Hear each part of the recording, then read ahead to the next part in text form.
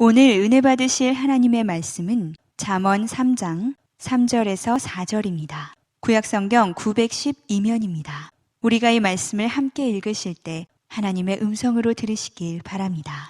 인자와 진리가 내게서 떠나지 말게 하고 그것을 내 목에 매며 내 마음판에 새기라. 그리하면 내가 하나님과 사람 앞에서 은총과 귀중히 여김을 받으리라.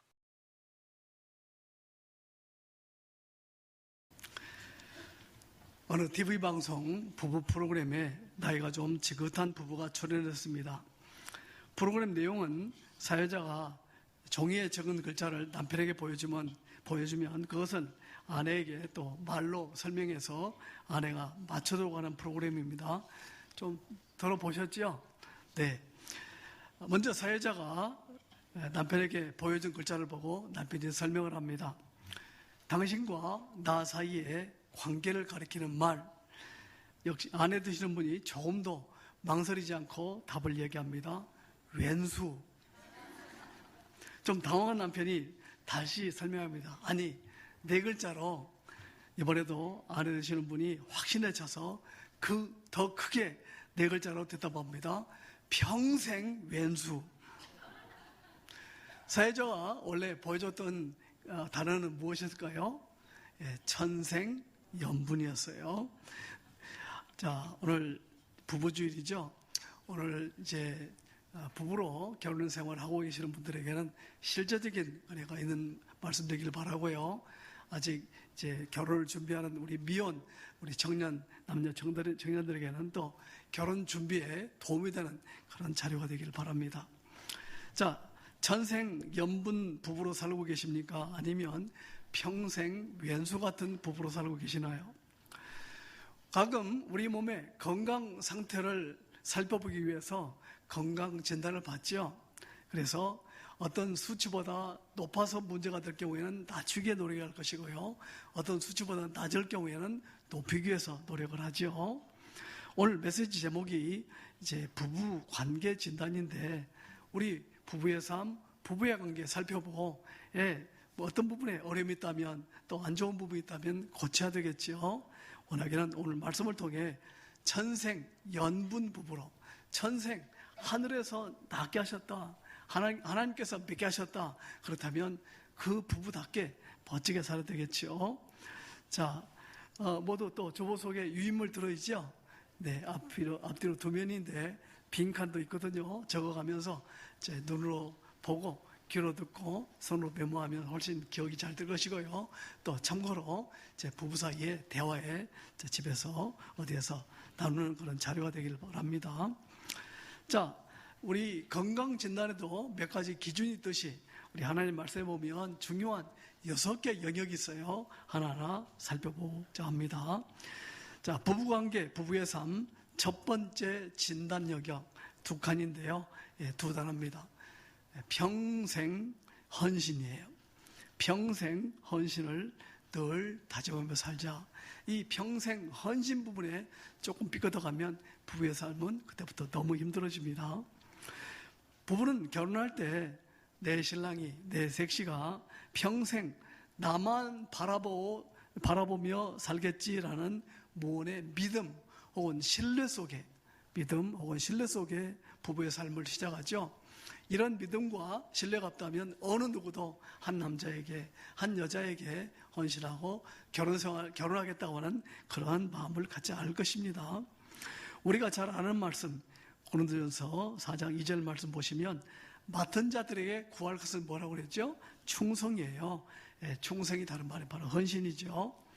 어떤 직책을 맡았다면 일터에서든 또 목회가 됐든 그 직책에 충성해야 되겠죠. 결혼했다면 남편은 아내를 맡았고 아내는 남편을 맡은 셈입니다. 남편, 아내라는 역할에 충성해야 되겠죠. 또한 자녀를 두었다면 부모로서의 역할에 충성해야 되겠죠. 자, 그런데 중요한 게 이제 다시 부부의 삶으로 2번, 결혼생활 중 다양한 어려움을 경험할 수 있지만 일어나서는 안 될 마지노선이 있죠. 그것은 내 남편, 내 아내가 나 아닌 다른 이성을 몸으로, 마음으로 만나는 것, 다가가는 거죠. 저는 평생 30년을 어떤 교회를 책임지는 담임 목사가 아니고 상담 목사로 지내왔습니다. 이런저런 상담 많이 했어요. 뭐 재정 문제가 됐던 이런저런 어떤 갈등이 됐던 할만합니다. 그런데 가장 어려운 상담이 뭘까요? 바로 부부 사이에 신의를 저버린 외도 문제 상담이에요. 한마디 말로 답이 없어요. 오죽했으면 예수님께서 예수님에게 바리새인과 서기관들이 찾아와서 이혼에 대한 질문을 했지요. 예수 선생님, 이혼할 때 모세는 이혼 증서를 써서 아내에게 주라고 그런 구약성경 말씀이 있는데 예수님 바로 이혼 어떻게 해야 되는 거예요? 뭐라고 그랬죠? 가늠한 연고 외엔 아내 버리면 안 된다. 남편 버리면 안 된다. 한 가지가 뭐예요? 바로 이 신뢰 문제잖아요. 평생 헌신을 영어로 표현한다면 헌신, commitment, throughout life 이렇게 영어로 표현합니다. 자, 한번 보실래요? commitment, 헌신. 맨 마지막에 life는 삶이죠. 삶. 자, 근데 가운데 throughout 직역을 해볼까요? through는 통과해서 out 나가다 그 말이죠. 자, 삶을 통과해서 나가면 뭐가 나와요? 우리의 삶을 다 통과해서 나가면 뭐가 나와요? 죽음이 나오죠. 삶을 모두 통과하여 죽음에 이를 때까지 헌신한다 그 말이죠. 어느 날 날짜를 잡고 남편과 아내 연을 맺고 부부의 삶을 시작했으면 언제까지예요? 죽을 때까지.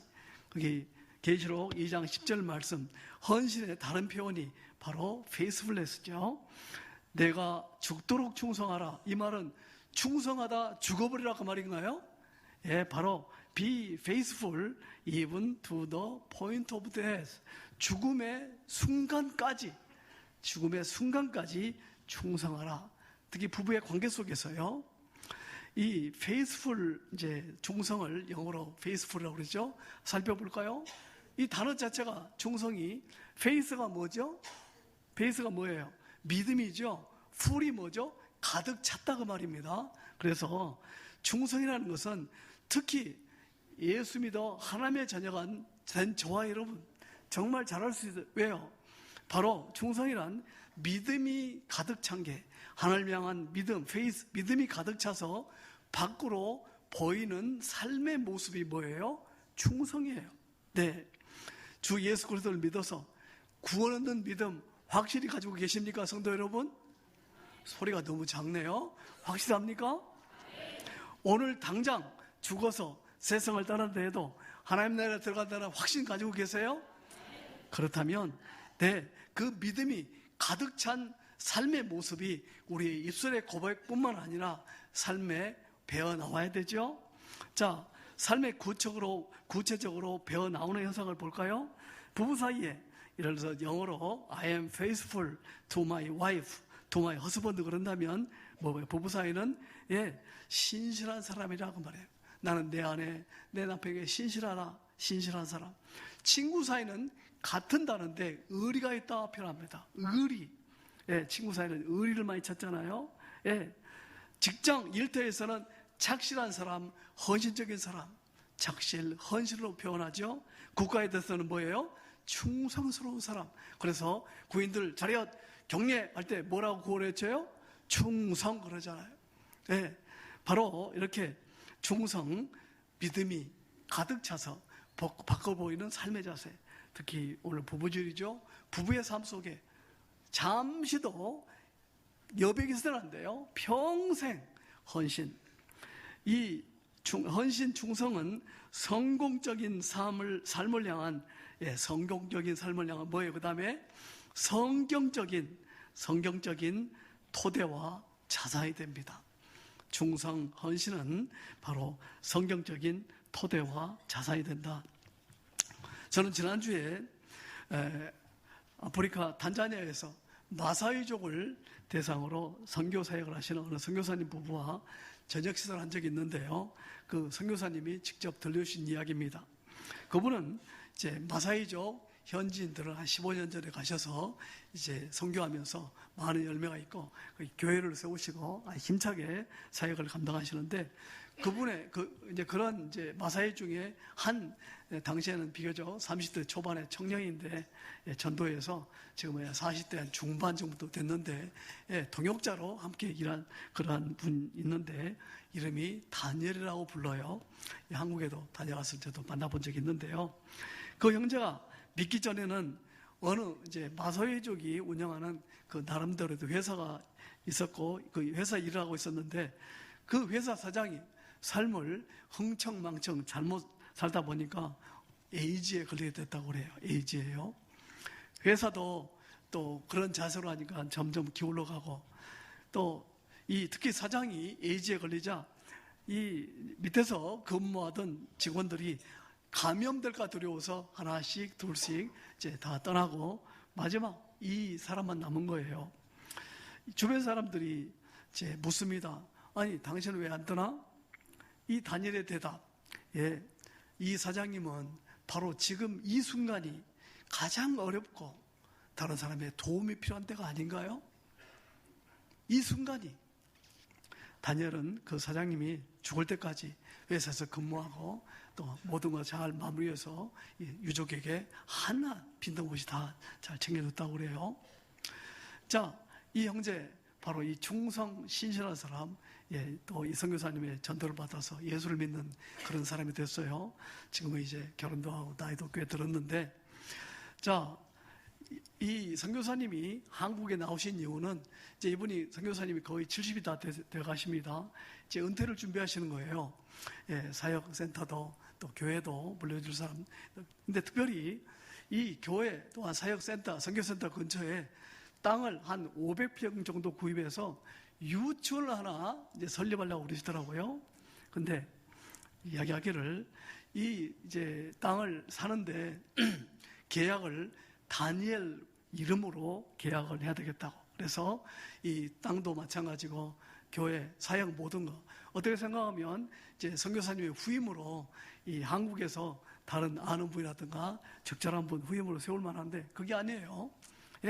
바로 마사회족 현지인에게 이제 교회를 맡아서 사역하게 하고 계속해서 또 유치원이나 모든 것들 이제 아주 신실한 충성스러운 게 확인돼서 그러는 거죠. 자, 오늘 본문 말씀이에요. 이 한마디 말로 헌신 충성은 그 열매가 어디를 향하죠? 바로 헌신적인 충성스러운 본인이 거두는 거예요. 자, 잠언 3장 3절 4절 같이 읽겠습니다. 한 목소리로요. 시작.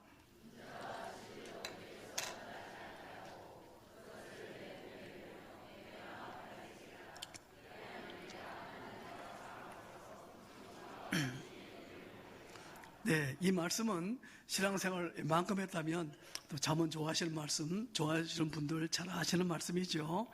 자, 여기 인자와 진리로 내게서 떠나지 않게 하고, 조금 평이한 말씀으로 들리죠. 근데 인자를 제가 원래 성경에 뭐라고 번역을 했죠? let 하게 하다. 그 다음에 뭐예요? love. 자, 인자는 사랑, 그리고 진리는 뭐예요? faithfulness, 충성이에요.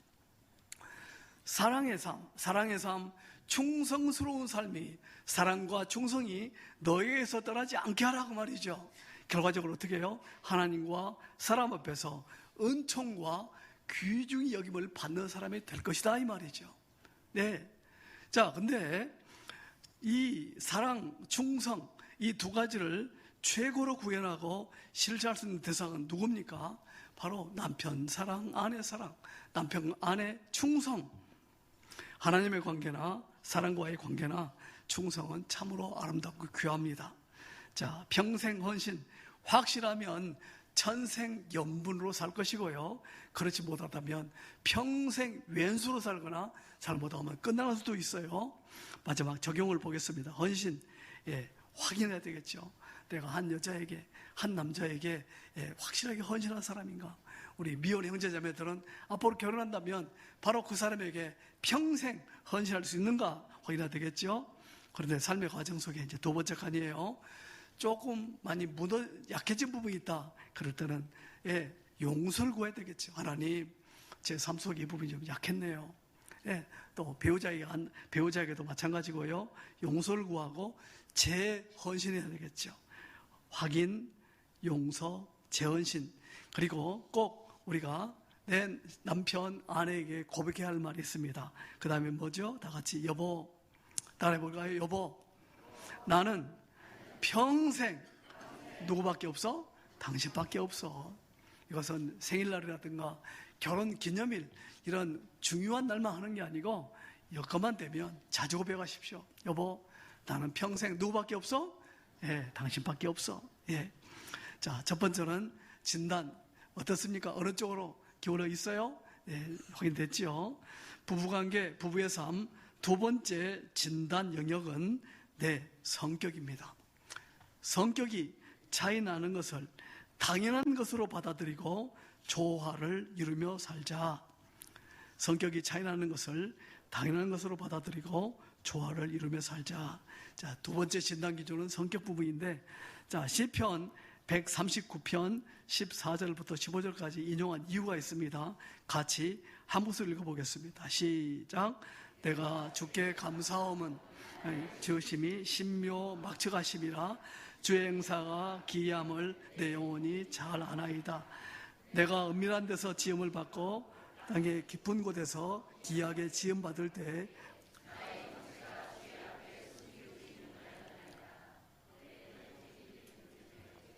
계속 읽으세요. 주의 책에 다 기록이 되었나이다. 자, 여기 두 단어에 주목해 보십시오.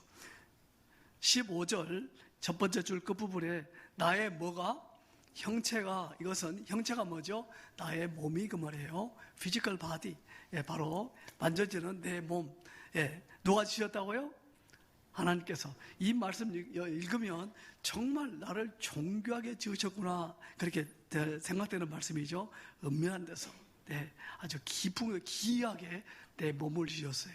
근데 16절 첫 번째 뭐라고요? 처음 서두에 16절 내 뭐가? 형질. 이건 또 뭔가요? 기질이 그 말이에요. 다른 말로 성격이. 자, 몸은 만져지고 보이는 거죠. 기질, 성격은 쉽게 보여요, 안 보여요? 안 보이지만 누가 만드신 거라고요? 역시 하나님. 자, 하나님이 만드신 이 기질, 성격, 형질 잘 바꿀 수 있을까요? 없을까요? 어려워요. 예. 사실 누구만 바꿀 수 있어 바꾸신다면 하나님만 가는 건데, 결혼해 보니까 너무 안 맞는 거예요. 예?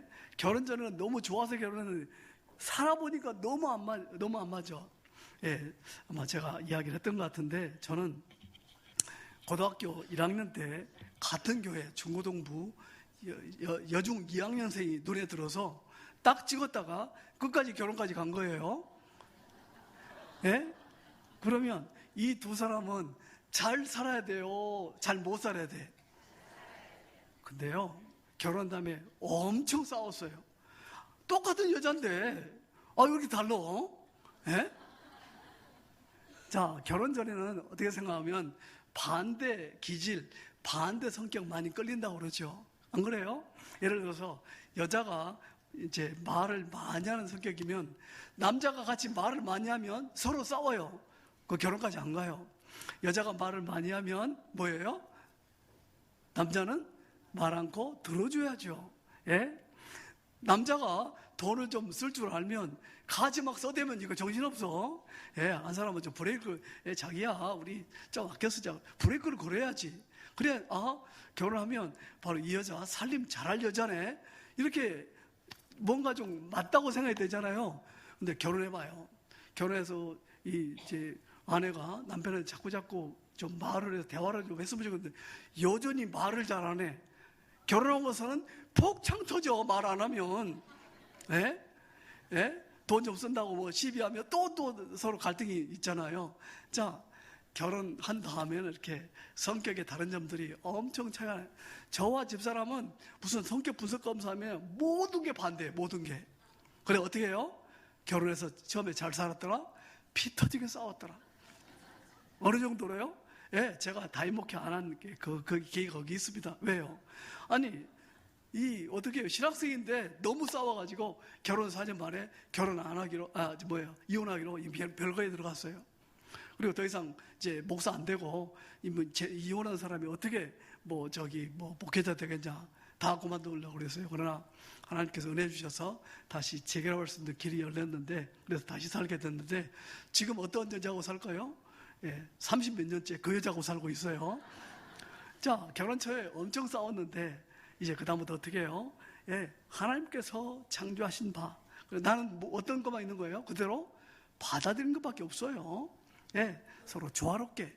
어떻게 하면 조화가 될 것인지, 내가 불러간 부분은 상대방 오목하게, 또 상대방이 불러간 부분은 나의 부분이 이제 이렇게 받아지게 되면 되잖아요.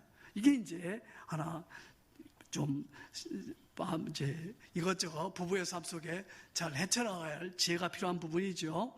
자, 그런데요, 1번. 우리나라 이혼 사유 1위가 뭐죠? 뭐 차이? 성격 차이예요. 출생 후 근 30년 서로 다른 환경에서의 양육, 또 남녀 서로 다른 성별, 각자 판이한 삶의 길을 걸어온 두 사람. 성격 차이가 날 게 어때요? 당연하지요. 성격 차이가 안 나는 게 이상하잖아요. 어떤 면에도 차이가 나는 거예요. 어떤 면에도. 그래서 3번, 결혼한 다음에 성격 차이가 나는 경우 이혼할 거라면 아예 뭘 안 해야 돼? 결혼을 안 해야죠. 결혼을 해보고 차이 나는 거 알게 될 거예요. 결혼 안 해도 다 알아요. 우리 미혼 형제자매들, 성격은 차이 나는 거예요.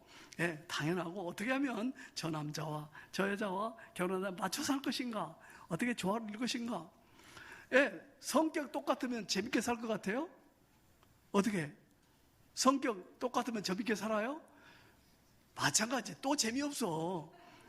음악도 우리 찬양 정말 감사한데, 한 사람이 도소를 내면 또 모두 도만 내면 다 단음이잖아요. 도, 어떤 사람 미, 어떤 사람 솔, 파, 라, 뭔가 다른 소리를 내줘야 1도, 4도 하면 되는 거 아닌가요? 그래야 좀 화성이 이루어져서 아주 더 보기 좋게 들리잖아요. 결혼 생활도 성격이 똑같으면 잘 살 것 같지만 천만의 말씀이야. 재미 하나도 없어요. 네. 어때? 흑백 TV 보실래요? 칼라 TV 보실래요? 칼라 TV죠? 똑같은 성격이면 흑백 TV야. 네. 칼라 TV, 남편, 아내 다른 성격. 저렇게 살면 멋진 부부의 삶을 이룰 수 있죠. 네. 그래서 아모스 3장 3절 말씀을 잘 기억하십시다. 두 사람이 의합지 못하고서야 어찌 동행하겠으며. 자, 사자성어로 만들어 볼까요? 의합, 동행. 의합, 뜻을 맞춰야 동행, 함께 걸어간다 그 말이죠. 의합, 동행. 가장 이제 삶의 과정 속에 친구 사이도, 친구 사이는 어떻게 지내다가 뜻이 맞지 않냐, 의합이 안 되면 그냥 헤어지면 그만이에요. 근데 부부 사이는 그럴 수 있나요? 어떻게 맞춰가야죠. 맞춰가면서. 그래서 결혼은 나한테 가장 잘 맞는 사람과 사는 게 아니고 내가 잘 맞춰주며 사는 거예요. 다 같이 합시다. 결혼은 나와 잘 맞는 사람과 사는 게 아니라 내가 상대방에게 잘 맞춰주며 사는 것이다. 특별히 성격 부분에서요. 자, 첫 번째는 평생 헌신, 두 번째 진단 영역, 성격. 자, 세 번째는 부부 관계 속에 이기적인 태도나 이기적인 행동은 최대한 자제하자. 자, 이기적인 태도, 이기적인 행동. 빌립보서 2장 4절 말씀 모두 한 목소리 읽어보겠습니다. 시작. 각각 자기 일을 돌볼 뿐더러 또한 각각 다른 사람들의 일을 돌보아 나의 기쁨을 충만하게 해라. 우리 잠깐 저기만 나 주님의 기쁨 되기 원하는 우리 성가대 찬양 한번 시작. 나 주님 기쁨 되기 원하네. 거기까지만요. 좋았어요. 어떻게 하면 나 주님의 기쁨이 될까요? 이 찬양만 해도 마음이 이렇게 따뜻하게 되잖아요. 어떻게 하면, 방법이 뭐예요? 빌립보서 2장 4절 말씀이에요. 거기 보면 나의 기쁨, 주의 기쁨을 충만하게. 어떻게? 거기도 역시 사자성어인데 한글 사자성어. 자돌, 남돌. 자기를 돌보고 그 다음에 남을 돌보고. 자돌, 남돌. 이게 뭐예요? 바로 거기에 있는 말씀대로 주님께 기쁨이 되는 삶의 비결. 자, 자돌 정말 중요하죠. 저와 여러분, 나 자신을 우리 예수 그리스도의 신부의 그러한 모습으로 어제보다는 오늘보다는 내일이 더 아름다운 모습으로 잘 단장해 가야죠. 그죠? 자기 돌보는 거예요.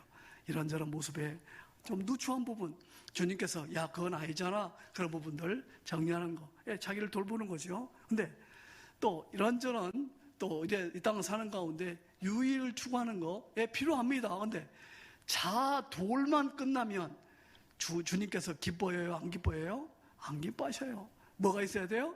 남돌.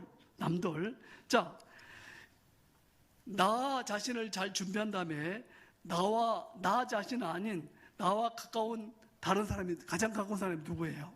나의 배우자죠. 예. 우리가 돌봐야 할 대상 첫 번째가 뭐예요? 내 배우자예요. 우선순위가 만약에 내 배우자, 내 남편, 내 아내가 아니고 내 자녀라든가 내 시댁 본가 식구라든가 진정 이게 우선이 되면, 내가 지난 시간 이야기했죠. 벌써 그건 주님의 기쁨이 아니야. 갈등이에요, 갈등. 먼저 첫 번째, 나 잘 돌봤다면 제일 가까운 나 아닌 다른 나 누구예요? 내 아내, 내 남편 잘 돌보세요. 네, 여기 이기적인 태도나 행동은 뭘 낳고? 갈등을 낳고, 이타적인 태도 행동은 감동을 낳는다. 갈등, 감동 어때요? 귀에 들리는 어감은 비슷하죠? 자, 그런데 갈등 속에서 하실래요? 감동 속에서 하실래요? 그렇다면 자돌로 끝나지 않냐고 뭐가 있어야 된다? 남돌이 따라야 된다, 그 말이에요. 이기적인 란 말의 영어가 뭐죠? 오늘 영어 공부하는 것처럼 영어를 많이 쓰는데요. 자, 이기적이라는 말의 단어가 뭐예요? selfish죠. selfish. 자, 이것은 어떠한 영어 구문 어떤 단어장에 나오는 건 아니고요. 어떤 분의 어원 해석입니다. 이것은 두 단어의 합성을 합니다. self 더하기 fish. 그래서 합해서 selfish. 근데 한번 직역해 볼까요? self가 뭐예요? 자신이죠. 자신을, fish가 뭐예요? 물고기 신세로 전락시키는 거. 이게 selfish한 삶이에요. selfish라고 말은 나 자신 사람이 아니고 뭘로 사는 거예요? 물고기로 사는 거예요. 여러분들 어항 속에 이 물고기 먹이 줘본 적 있어요, 없어요? 어항 속에 물고기 먹이 던져본 적 있어요, 없어요? 혹은 어디 연못이나 던져본 적 있어요, 없어요? 자, 물고기 던져주면 어떤 물고기 옆에 동료 물고기한테 야, 너 먼저 먹어, 너 먼저 먹어, 그런 거 봤어요? 던지기만 하면 어때요? 막 머리 들이받고 자기밖에 없어요. 해야 되잖아요. 예, 많이 보셨죠? 자, 조금 이거 물고기 사이즈가 크거나 적거나 다 마찬가지예요. 바로 자돌로만 삶이 점철되어 있다면, 특히 가정생활 속에서 건강도 자기 건강밖에 안 챙기고 맛있는 거 먹는 것도 자기 것만 먹고, 예, 모든 걸 자기 중심으로 살아간다면 뭘로 끝나는 사람이에요? 자돌. 뭐가 필요해요? 남돌. 예, 저기 사는 가운데 남편이 혹은 아내가 본인이 아니고 먼저 상대방을 배려를 해요. 상대방을 먹는 것 선택이 됐든 뭐가 됐든 아내에게 먼저, 또 아내는 남편에게 먼저, 이런 자세 어때요? 너무 고맙잖아요. 나를 챙겨주는 사람이 있다는 게 너무 고마운 거잖아요. 바로 주님의 기쁨이 되는 삶, 부부의 삶에 적용한다면 자돌, 예, 우리 스스로 정결하게 모든 삶 잘 세워가자고요. 그 다음에 누구를 돌봐야 돼? 내 남편을. 그 다음에 내 아내를. 그 다음에 이제 돌보는 삶의 바운다리를 넓혀가야죠. 네, 꼭 기억하시기 바랍니다. 이 부분 잘하지 못하면 아주 어려운 그런 삶이 다가올 거예요. 자, 거기 적용을 우리 다 같이 해볼까요? 시작. 여보, 이기적인 나와 오늘까지 살아준 것 고맙소. 이젠 당신을 먼저 챙기겠소. 자, 이 자세, 당신을 먼저 챙기겠소. 이제 그런 부분이 강화가 되고, 오늘 이 진단 부분이 약한 부분이라면 이제부터 시작하면 아주 또 부부의 삶은 건강하게 일어날 것입니다. 자, 네 번째입니다. 부부관계, 부부의 삶 네 번째 진단 영역. 이것 때문에 너무 또 힘들 수 있어요. 분노라는 감정 잘 다스리자. 무슨 감정이요? 분노. 자, 가끔 이 어떤 매스컴이라든가 신문에 이 분노 때문에 칼부림하고 그런 것들 가끔 봤어요, 안 봤어요? 예, 아예 그냥 신문, 매스컴에, TV에 날 정도죠. 그건 엄청난 사건이요. 근데요, 우리 가정 내에서 신문에, 매스컴에 뜰 정도는 아니지만 얼마나 많은 가정이 분노라는 것 잘못 다스려서 힘든 삶을 살고, 예, 남편이 분노로 가정을 다스려요. 아내가 여차하면 분노 반응이에요. 부모가 자녀들을 분노로 아주 힘들게 해요. 어때요? 여러분 가정 안정하십니까? 예, 중요한 네 번째 이 진단. 자, 어떻게 하면 그렇다면 분노에 대해서 좀 더 건강한 이걸 갖다가 해결하면서 살 수 있을까요? 1번은 자각입니다. 자각. 아, 내가 화를 잘 내는 사람이네. 깨닫는 거예요. 자, 스스로 깨달을까? 잠언 19장 11절. 노하기를 더디하는 것이 누구의 슬기요? 사람의 슬기요. 예, 분이 올라오는데 잘 컨트롤하는 슬기로운 사람. 그 다음에 뭐라고요? 허물을 용서하는 것이, 막 화가 나서 한번 해볼 만한데 허물이 있어요. 상대방 용서하는 것이 상대방의 영광, 자기의 영광이라잖아요. 자, 자각을 하면 열매가 누구한테 오는 거예요? 자기한테 오는 거예요. 네. 자, 첫 번째 자각 이제 시작입니다. 두 번째 인격적 성숙이에요. 자각으로 끝나지 아니하고 상대방이 뭐가 이제 이걸 갖다 잘한다면 인격적인 성숙인데, 화가 났을 경우 아차 내가 화를 냈구나. 더 나아가 옆에서 인격적 성숙 옆에다가 고백할 줄 아는 사람, 고백할 줄 아는 사람, 이게 바로 성숙한 사람. 분노에 있어서 어떻게 보니까 좀 화를 냈어요. 바로 아차 여보, 내가 당신에게 버럭 화를 냈네. 미안해. 이렇게 고백할 수 있는 정도의 사람만 된다면 분노 해결, 분노 조절 50%는 된 거예요. 그래서 반은 끝난 거예요. 아, 내가 화를 냈구나. 그 다음에 뭐예요? 상대방에게 그 부분에 대해서 고백하는 거. 그런데요, 보통 이게 생기면 꼭 하는 말이 있어요. 당신 화를 내게 하니까 내가 화를 내잖아. 누구 잘못이라고 말이에요? 상대방, 당신 잘못이라고 말이죠. 당신이 나를 자, 이게 아니고, 여보, 어찌됐든, 여보, 내가 화를 내는데 미안해. 버리겠네. 고백하면 벌써 여기까지 감정이 확 올라갔던 게 본인이든 상대방이든 쑥 내려가는 경험할 거예요. 예. 분노로 해결하지 아니고 대화로 해결할 수 있는 여건이 만들어지는 게 바로 고백입니다. 여보, 내가 버리겠네. 미안해. 근데 어떤 사람은 또 아주 그냥 쿨하게 해요. 화를 내놓고 고백이 아니고, 나는 당연히 화를 내지만 뒤끝이 없잖아 그래요. 뭐가 없다? 화를 내서 상대방은 다 뒤집어 놓고 상대방의 온갖 오음을, 모든 거 다 올라오게 해놓고 뒤끝이 없대. 되겠어 안 되겠어요? 예, 이것도 이런 말도 해서는 안 돼요.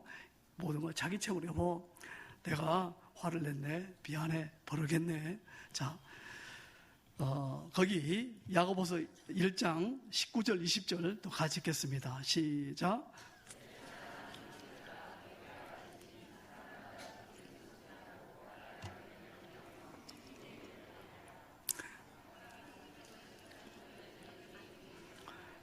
특별히 20절 말씀, 우리 상동 21세기 성도들 20절 말씀 꼭 기억하십시오.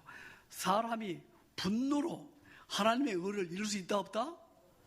아이가 제 형제가 싸워요. 아빠가 화를 내가지고 혼짝을 냈어요.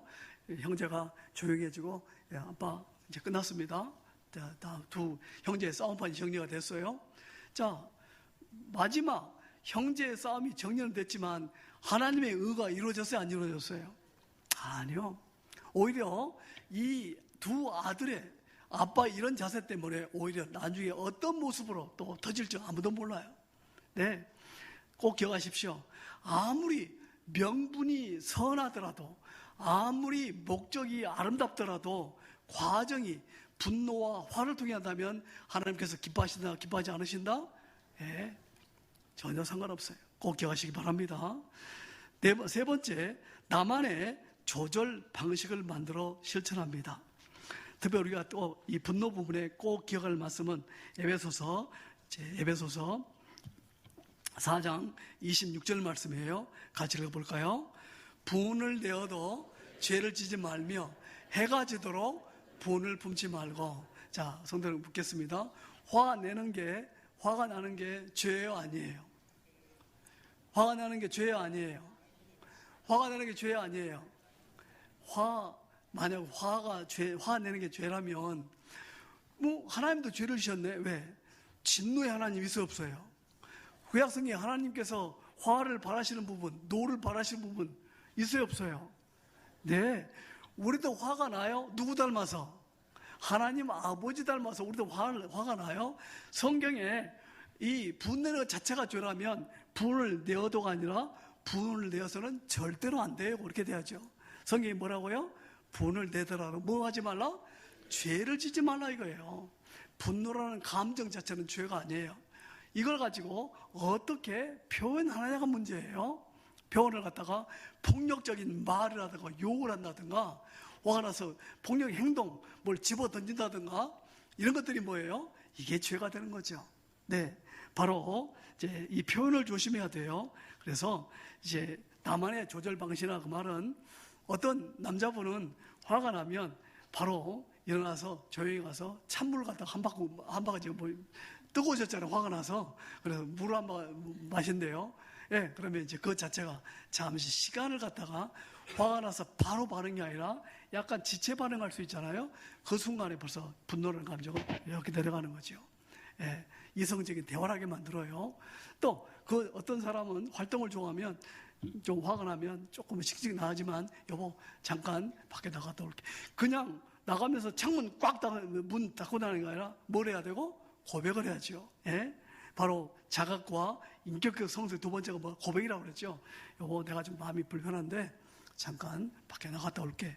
자, 이렇게 말을 하고 그냥 문 꽉 닫고 나가는 게 아니고, 예, 그렇다면 바로 나만의 조절 방식이 되는 거죠. 시간 지난 다음에 어떤 문제를 분노 통한 해결이 아니라 대화를 통한 해결할 수 있는 여건이 될 거예요. 자, 바로 네 번째예요. 이 우리 가운데 이 진단 부분은 내 가정, 내가 그럴 것 없이 많이 걸릴 거예요. 이 부분 하나님 앞에 지혜롭게 잘 풀어갈 수 있는 여건을 만드시기 바랍니다. 자, 부부관계, 부부의 삶, 다섯 번째 진단 영역은 부부의 삶 속에 좀 칸이 좁은데 삶의 기본기, 여기다가 동그라미 놓으시겠어요? 삶의 기본기. 예? 예? 베이직 라이프 프린시플이라고 말이에요. 삶의 기본기. 원리가 뭐예요? 세 가지. 관리를 잘하라고 말인데, 예, 확실하게 삶의 기본기 그 말은 이 관리 잘하라고 말입니다. 시간, 건강, 재정입니다. 자, 이 영역은 모두 다 중요하지만 비교적 결혼한 지 얼마 안 된 젊은 부부들이 부부의 삶의 초기에 잘 기본기로 정착시켜야 할 부분이거든요.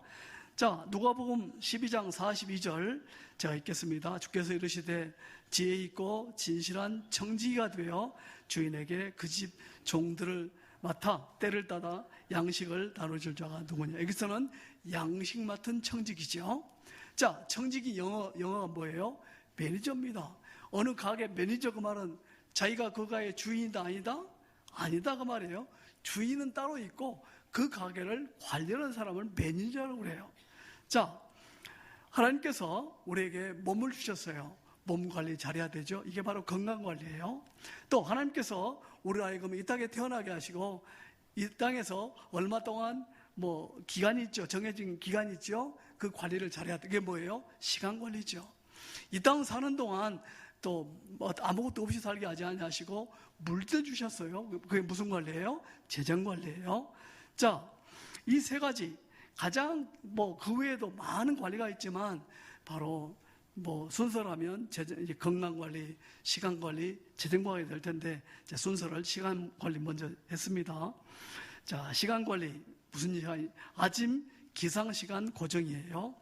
그냥 늦게 자면 늦게 일어나고 후다닥 일어나고 빨리 자면 어떻게 이게 왔다 갔다 종잡을 수 없는 삶을 산다면 혼자 사는 것은 전혀 문제가 없어. 혼자 늦게 일어나면 그러나 부부의 삶을 산다면 이게 이제 갈등이 되는 거예요.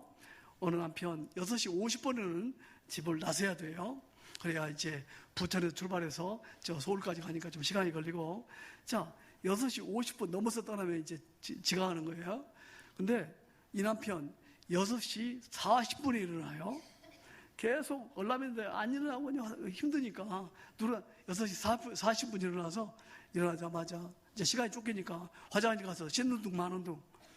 아내는 애 둘 키우는데 뭐 이제 아침에 일어나서 남편 또 이제 가기 전에 식사 준비해가지고 딱 대기하고 있는데 밥도 안 먹고 쉔가. 아내가 신났다. 이제 모든 거 내가 다 먹는다 그래요? 어때요? 기분이 좋아요, 안 좋아요? 예. 정성껏 준비했는데 쌩 나가버리면 아내는 뭐예요? 근데 어떤 남편 6시만 되면 딱 일어나요. 일어나자마자 얼람 딱 끄고 일어나서 샤워 딱 하고, 그리고 아내가 정성껏 준비한 아침 식사 아주 그냥 맛있게 먹고, 여보 나 땅 파고 올게. 어때? 딱 출근하는 이 남편 뒷모습이 예뻐요, 미워요? 얼마나 예뻐. 이게 바로 우리 젊은 부부들 꼭 기억하세요. 이게 바로 시간 관리예요. 아침에 좀 넉넉한 시간, 아침에 6시에 일어난다면 기상 시간을 고정하면 뭐가 또 정해지는 거예요? 취침 시간이 정해지는 거예요. 아, 나는 6시간은 자야 돼. 그럼 몇 시에는 자야 돼? 예, 최소한 몇 시에는 잠자리에 들어가야 돼요? 12시에 들어가야죠. 또 부부의 삶이 있으니까 11시, 11시 반에 이렇게 딱 아침에 일어나는 시간 딱 고정해 놓으면, 특히 주중 일할 때 주말은 조금 여유 있게 할 수 있지만 이 관리가 바로 시간 관리예요. 두 번째, 건강 관리입니다. 자, 우리의 몸은 계속해서 음식을 먹어야 관리가 되거든요. 예, 또 적절한 운동도 필요하겠지만, 근데 이 건강 관리 어떻게 할까요? 최대한 이른 시간, 가능하면 빠른 이른 시간, 풍성한 아침 식사, 이거 해답이에요. 예, 우리 주님께서 때를 따라 아침에 일찍 하죠. 기도로 시작하잖아요.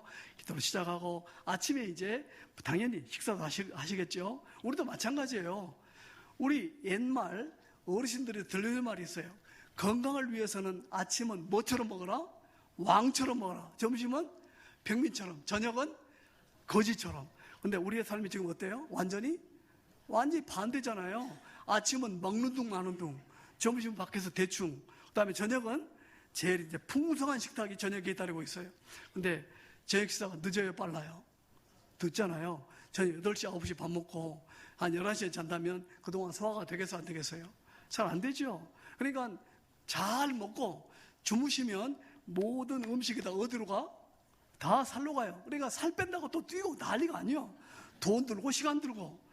저는 시간 때문에 운동은 못해요. 근데 어때? 저 나이에 비해서 건강해 보입니까? 약하게 보입니까? 건강합니다. 저 운동한 시간 없어요. 저는 운동한 시간이 없으니까 뭘로 조절해요? 예? 먹는 거 조절해요. 저 오늘 아침에 여기 올 때 저는 이제 경기도 오산에서 출발해서 오거든요. 예, 아침 5시 20분에 아침 식사했습니다. 예, 저는 뭐 아침 식사를 아주 빨리 해요. 점심 12시쯤, 저녁 6시쯤. 이게 이제 거의 루틴인데, 자, 이 저녁에 조금 아침을 잘 먹고 점심, 그다음에 저녁을 최소한 소식을 하게 되면 조금 저녁에 배가 고픈 듯 하죠. 자요. 자, 이렇게 자면, 식사를 잘하고 자면 아침에 원기 왕성할 것 같은데 그러지 못하죠. 잘 일어나요? 못 일어나요? 못 일어나. 왜? 팔다리는 쉬지만 밤새도록 장기가 노동을 했잖아요. 그러니까 아침에 일어나면 잘 먹고 자도 뻐근한 거예요. 그러나 저녁에 소식하러 자보십시오. 아침에 일어나는 게 쉬워요. 밥 뭐든지 나오기만 해라. 다 먹어 치울 수 있다. 그런 자세가 돼요. 어떤 젊은이는 그러더라. 목사님, 어떻게 아침부터 밥을 많이 먹어요? 예, 한 이틀 금식하고 시작해봐. 잘 들어갈 거야. 네, 순서 바꿔요. 순서요. 네, 세 번째, 재정관리. 부부가 함께 우리 가정 한 달 예산을 편성하라. 자, 가정마다 수입은 다 정해졌잖아요. 거의요. 한 달 수입은 뭐가 중요해요? 지출을 잘 관리하는 게 재정관리의 비결이에요. 그냥 대충 되는 대로 쓰는 게 아니라, 여보, 우리 음식비는 얼마, 또 애들 학비는 어떤 교육비는 얼마, 또 뭘 얼마 해서 그 범위 내에서 아주 검소하게 삶을 세워가는 것. 하나님 주신 물질 잘 관리하고 하나님 나라를 위해서 우리 가족뿐만 하나님의 나라를 위해서 또 세상을 향해서 뭔가 아름답게 쓰는 그런 모습 굉장히 중요하죠. 많고 적음이 하나님이 칭찬받는 게 아니라 뭐예요? 어떻게 쓰냐? 정성이 중요하잖아요. 매니저로서. 자, 세 가지 관리할 게 첫째가 뭐예요? 시간. 두 번째, 건강, 재정. 예, 가장 삶의 기본기라고 그랬어요. 어느 것 하나 이 기본기가 잘 정착되지 않거나 무너지면 젊은 가정이든 나이 든 가정이든 갈등밖에 없어요. 어때요? 잘 진단되셨나요? 예, 다섯 번째, 이게 삶의 기본기 무너져 있다면 잘 세워가는 그러한 가정 되기를 바랍니다. 이제 마지막입니다. 마지막, 부부의 관계, 부부의 삶. 여섯 번째 진단 영역. 지금부터 노후의 삶과 내 삶의 마지막 순간, 예, 칸이 좀 좁습니다. 다섯 글자인데 위에 쓰십시오. 내 삶의 마지막 순간을 내 배우자에게 잘 부탁하며 살자. 예. 이 부분은 약간 좀 죽는 이상이라면 좀 신경 써야 할 부분이죠. 물론 저무이도 더 일찍 준비할수록 좋고요. 자, 우리 전도서 9장 9절 말씀 한 목소리로 읽겠습니다. 시작.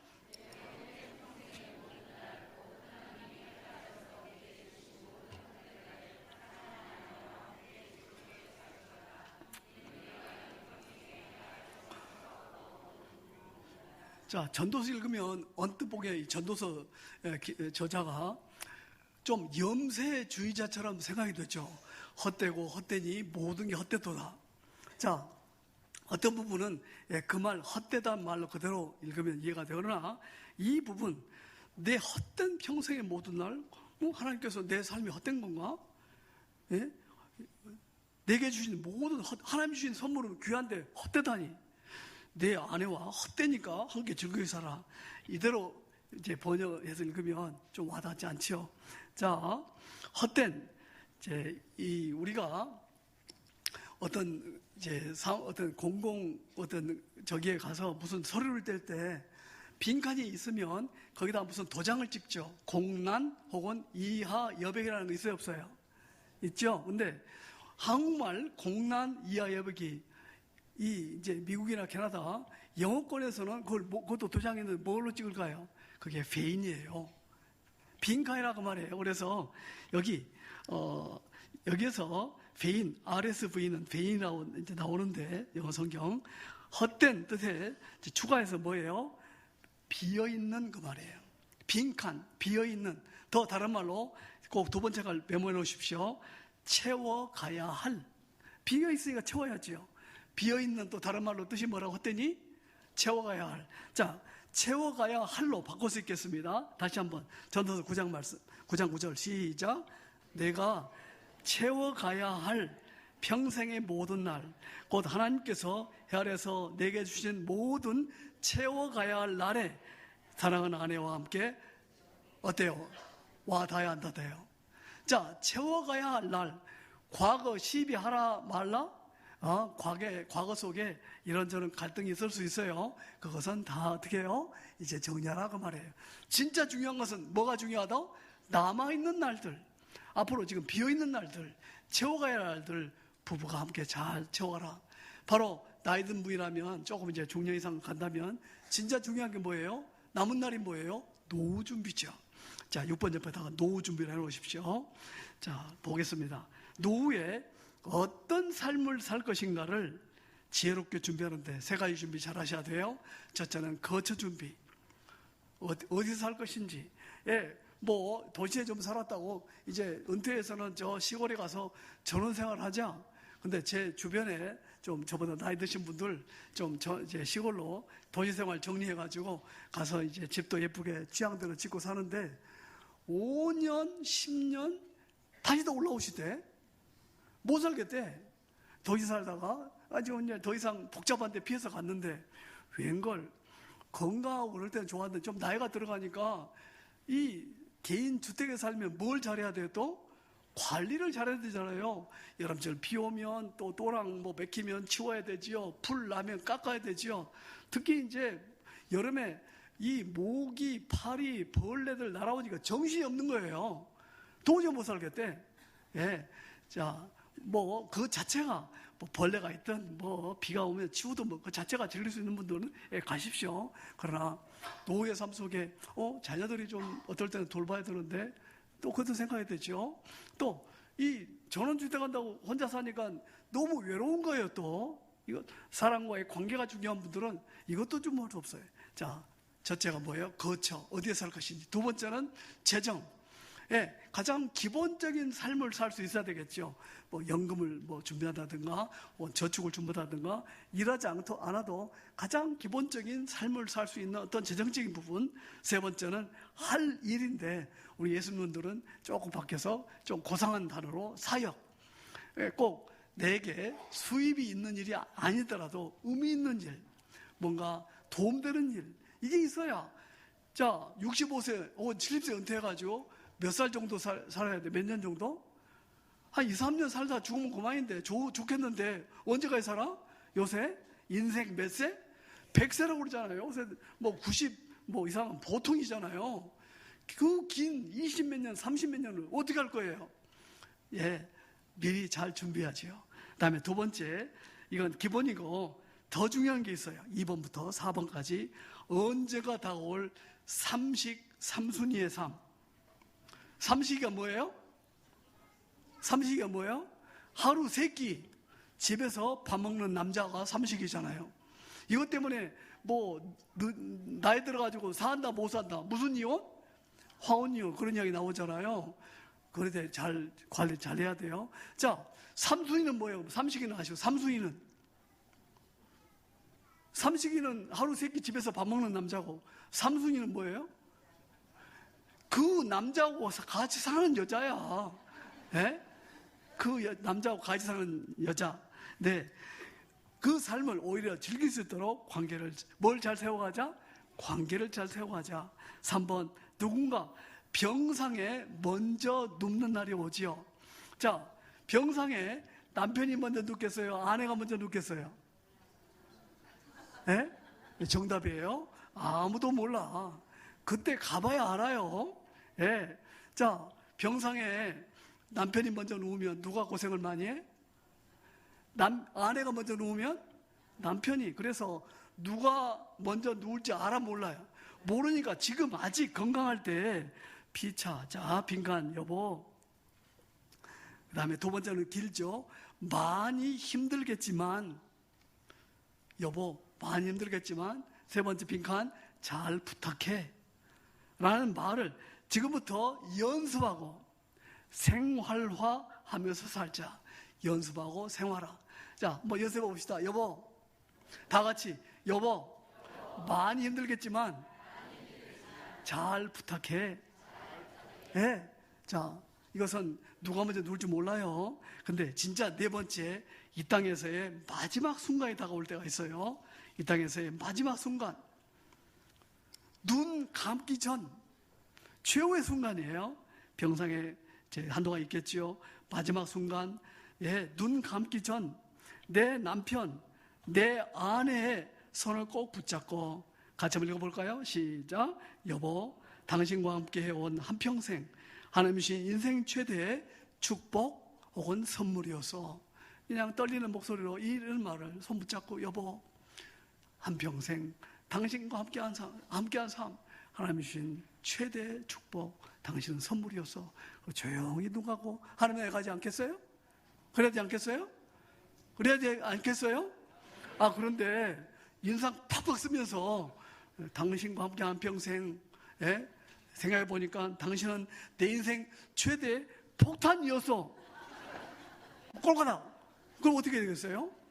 이건 아니죠, 이건. 자, 우리 마지막 순간 생각해 보자고요. 그러면서 지금을 잘 만들어 가야 되겠죠?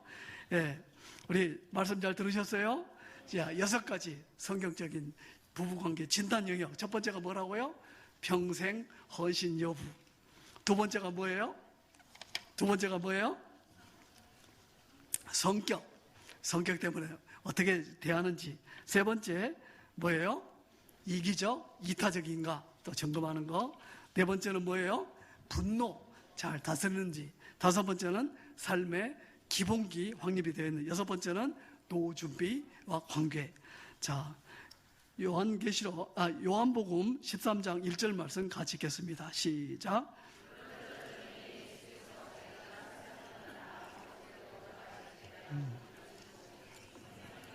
자기 사람들을 사랑하시되 끝까지 사랑, 동그라미 몇 개 적어놓으세요. 끝까지 사랑을 한 남편의 예를 제가 읽고 마치도록 하겠습니다. 아마 간호사가 쓴 것 같은데요. 바쁜 병원의 아침 시간 8시 반, 엄지손가락 실밥을 풀러온 80대 할아버지. 몇 대요? 80대. 급하게 일을 마치고 9시까지 어디 가셔야 한다는 것. 실밥을 풀어주며 이야기를 나눠보니 9시까지 부인이 입원 중인 양로병원에 도착해야 부인과 함께 아침 식사를 같이 할 수 있다고. 늦게 가시면 부인이 화를 내시냐 물으니 그건 아니라며 부인이 치매에 걸려 남편인 자신을 알아보지 못한 지가 5년이나 되었다고.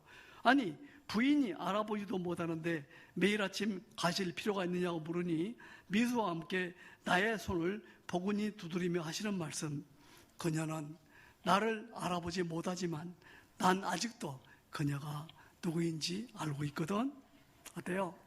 부부 언약을 끝까지 지킨 나이 드신 남편이죠. 자, 이런 남편, 남자분들 될래요, 안 될래요? 대답 보소. 또 이런 남편, 우리 남자분들, 남자 성도님들 될래요, 안 될래요? 될라면 아멘. 우리 여성님들, 이런 할머니로서 마지막 끝까지 갈래요, 안 갈래요? 대답이 별로 내가 마음에 안 드네. 아멘?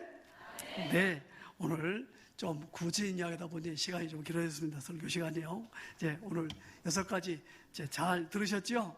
마음에 새기셨죠? 이제 남아있는 것은 이 말씀대로 순종의 삶만 남아있어요. 부부의 삶 속에서 오늘 이야기 나누면서 연약한 부부 있다면 여보, 내가 5번째, 4번째, 이번에 좀 약하네, 고백하고 잘 세워가는 여러분의 삶이 되기를 원합니다. 네, 우리 마지막으로 우리 찬송가 393장 오 신실하신 주. 자, 바로 주님께서 우리를 향한 신실함을 먼저 보이셨어요, 안 보이셨어요? 바로 이 찬양 함께하고 축도로 마치겠습니다. 393장입니다.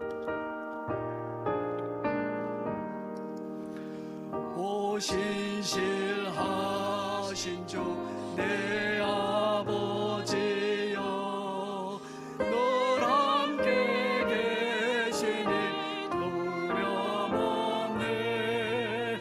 그 사랑 변찮고 날 지키시니 어제나 오늘도 한결같네.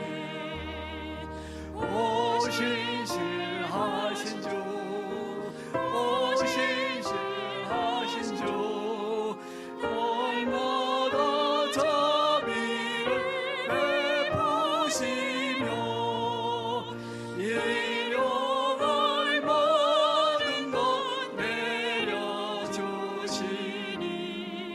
오 신실하신 주 나의 구주. 3절 내 죄를 사하여 안위하시고 조친이 오셔서 인도하네. 오늘의 힘내고 내일의 소망, 조망이 만복을 내리시네. 오 신실하신 주, 오 신실하신 주, 날마다 자비를 베푸시며 일용할 모든 것 내려주시니 오 신실하신 주 나의 구주. 기도하겠습니다. 하나님, 우리 찬양으로 드렸지만 우리는 신실하신 주님을 믿는 하나님의 백성들입니다. 주님을 믿기에 그 주님을 닮아 신실한 모습이 우리의 가정 속에, 관계 속에, 부부의 삶 속에 믿음이 차고 넘치는 그런 모습이 보여지게 하여 주옵소서. 그럼 오늘 들은 말씀 중심으로 부부의 삶을 함께 부부가 점검해보고 진단해보고 연약한 부분이 있거든 말씀에 비추어 잘 세워가는 지혜로운 부부, 용기 있는 부부, 건강한 부부 되게 해 주옵소서.